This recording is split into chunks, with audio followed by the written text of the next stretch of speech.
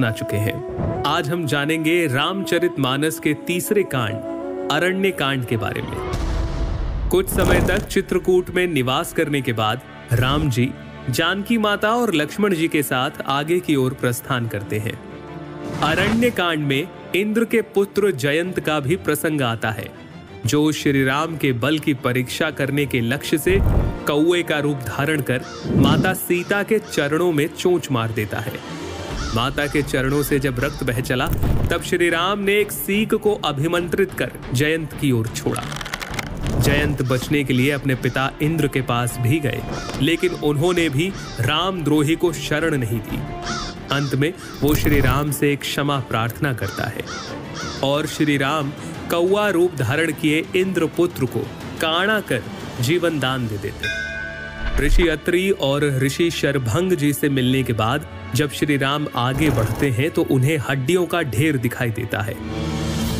पूछने पर मुनि बताते हैं कि राक्षस दल सब मुनियों को खा जाते हैं। तब राम जी प्रतिज्ञा लेते हैं, मैं प्रतिज्ञा लेता हूँ, मैं पृथ्वी को राक्षस रहित कर दूंगा। दंडक वन में ही श्री राम की भेंट होती है जटायु से और फिर यहीं राम जी पंचवटी को अपना निवास बनाते हैं, जहां राक्षस राज रावण की बहन शूर्पणखा उनसे प्रणय निवेदन करती है और लक्ष्मण जी उसके कान नाक काट देते हैं। अपने अपमान का बदला लेने के लिए शूर्पणखा पहुंचती है खरदूषण के पास, लेकिन रघुकुल शिरोमणि राम और लक्ष्मण उनका वध कर देते हैं। अब शूर्पणखा जाती है अपने भाई रावण की सभा में। वहीं दूसरी तरफ स्थिति की गंभीरता को समझते हुए और सीता माता की सुरक्षा के लिए श्री राम उन्हें राक्षसों का अंत होने तक अग्नि में निवास करने के लिए कहते हैं। हे प्रिय, मैं अब कुछ मनोहर लीलाएं करूंगा, इसलिए जब तक मैं राक्षसों का वध करूं, तब तक तुम अग्नि में निवास करो।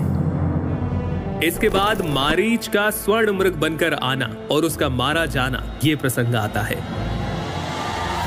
इधर रावण द्वारा सीता माता के स्वरूप यानी माया सीता का हरण किया जाता है और जानकी विलाप करते हुए कहती है, हे रघुनाथ जी, आपने किस अपराध पर मुझसे दया भुला दी।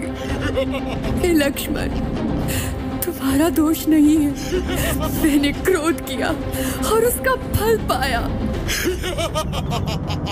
रास्ते में जटायु ने सीता माता को बचाने के लिए रावण से युद्ध किया और रावण ने उसके पंख काटकर उसे अधमरा कर दिया।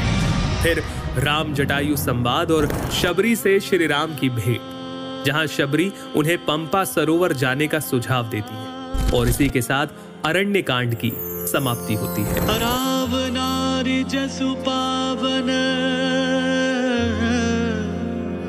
गावहि सुनहि जे लोग, राम भक्ति दृढ़ पावहि बिनु बैराग जप योग। ये था रामचरितमानस का अरण्य कांड। आगे हम लोग बात करेंगे किष्किंधा कांड की, जहां भक्त की भेंट होगी भगवान से।